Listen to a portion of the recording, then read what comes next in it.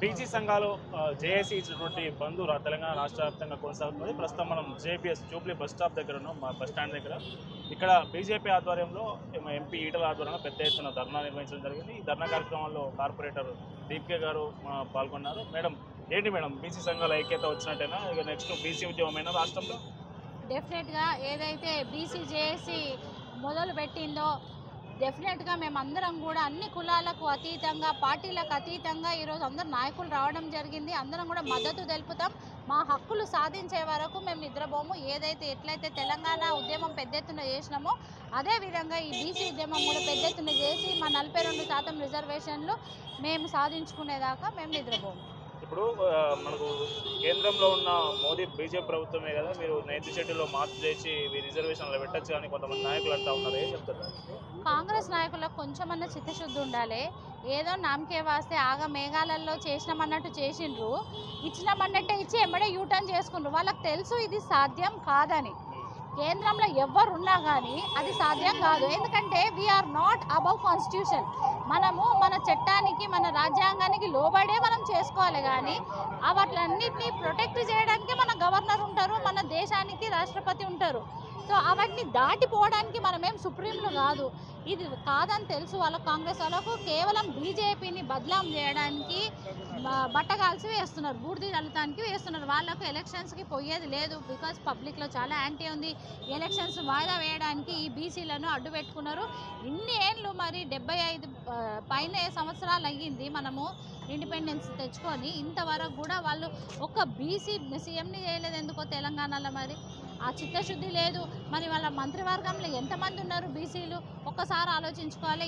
మన భారతీయ జనతా పార్టీలనే బీసీలకు పెద్దపీట వేసిండ్రు. మోడీ గారి క్యాబినెట్లో కూడా 27 మెంబర్స్ ఓబీసీకి చెందిన మినిస్టర్స్ ఉన్నారు. అండ్ మన ప్రధానమంత్రి ఒక ఓబీసీ. కాబట్టి బీజేపీ ఎప్పుడైనా కానీ ఓబీసీలకు, బీసీలకు స్టాండ్ని ఇస్తుంది. మేమందరం కూడా బీజేపీని, బీసీలను కంపల్సరీగా మేము సపోర్ట్ చేస్తాము. బీజేపీ ఎప్పుడు కూడా బీసీలకు వ్యతిరేకం కాదు. బీసీ రిజర్వేషన్, పార్టీ రిజర్వేషన్ సంబంధించి కోర్టులో ఒక జాగృతి నాయకులు, రెడ్డి నాయకులు రిజర్వేషన్ మనకు పిటిషన్లు వేసి రిజర్వేషన్ రాకుండా చేయనిచ్చారు. ఇప్పుడు అదే దానికి సంబంధించి కాంగ్రెస్ అధికార కాంగ్రెస్ పార్టీ కూడా ఇప్పుడు బీసీ ఉద్యమానికి మద్దతు తెలిపి వాళ్ళు కూడా ధర్నాలో పాల్గొంటున్నారు. ఏంటి అసలు ఇది? అదే వాళ్ళ నాయకులు వాళ్ళు ఏం చేస్తున్నారో వాళ్ళకే తెలుస్తలేదు. కేవలము ఇది బురద జల్లడానికి కోసమే చేస్తున్న నాటకం. వాళ్ళే రిజర్వేషన్లు అంటారు. రిజర్వేషన్లు సీలింగ్ దాటి ఎట్లా చేస్తారు?